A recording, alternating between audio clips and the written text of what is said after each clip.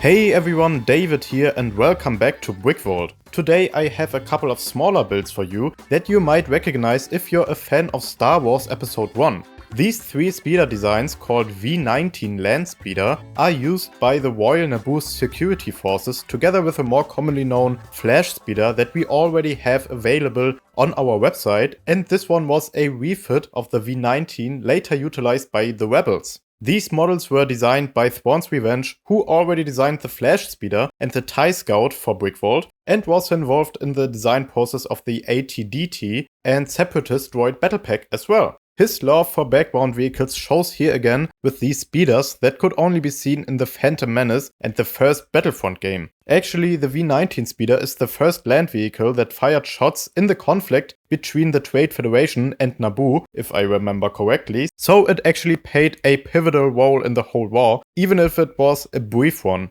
Now, if you want to build any of these speeders for your own collection, or maybe for a Naboo mock, make sure to check out the instructions on brickvault.toys to also support us and the amazing builders we work with, like Thrawn's Revenge. And let's get back to the video.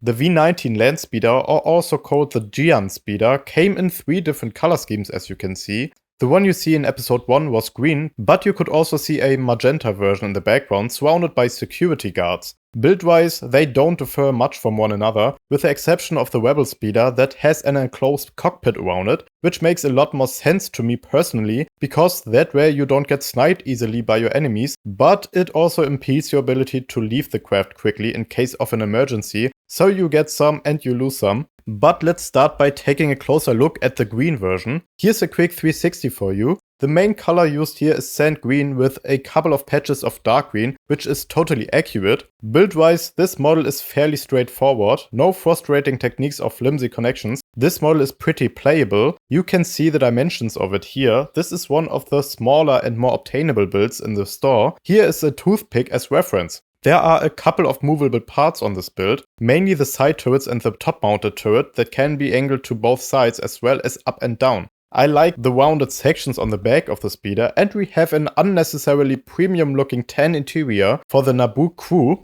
That rhymes, nice.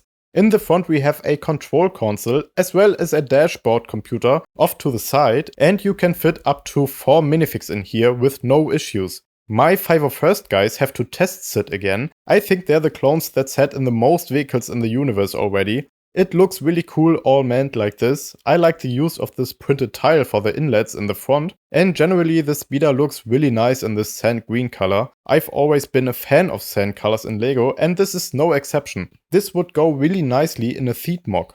On the underside we have a couple of inverted curved tiles, so it can slide around a smooth surface, making it look like it's hovering kinda. Now let's take a quick look at the blue version. I'm almost certain I've seen this version somewhere, but I can't pinpoint where, and my quick Google research wasn't helpful, so if you know where this was seen, please let me know in the comments. This is basically the exact same build, so I won't focus on it too much, just showing you all the details here in these different colors. And let's move on to the magenta version. This version has a few part substitutions, mainly because some of the wedge plates aren't available in magentas, so Thrawn's Revenge used tiles here. The rest of the build is still the exact same, as it should be, and I have to say this color scheme is probably my favorite out of the three, because it's just so unorthodox looking, and I don't think there are any other magenta vehicles in all of Star Wars. Correct me if I'm wrong. Let's move on to the last speeder, which is also basically the same, but the Rebels refitted it to have a closed canopy on top, and this one comes in tan and dark red accents, which I like the combination of. Back section also has a slightly different build than the others, using these window pane pieces for the rounded shape. It is obviously the speeder with the most pieces, therefore being the most expensive, but neither of these builds are particularly expensive. It has the same movable turrets, but with this one you can remove the roof and windshield subassembly to fit the minifigs inside. In this one there is only room for 2 passengers sitting in a row, and I tried closing the roof with the helmets of the clones on, but it didn't close all the way, so you gotta take off the helmets, or maybe the heads of the rebels will work with this, since it seems like there is a bit more space there, plus you can lean back the figs a bit too. All 4 models are really sturdy and you don't have to worry about handling them a little more rough. The only sections I found to be a little unstable are the turrets on the sides, because they are only connected with one stud each to make them be able to rotate, but if you use new pieces here, you won't have any issues anyways. Other than that, they are basically official LEGO set worthy in terms of playability and sturdiness, so they're the perfect beginner models, or could be a really nice gift for a child even.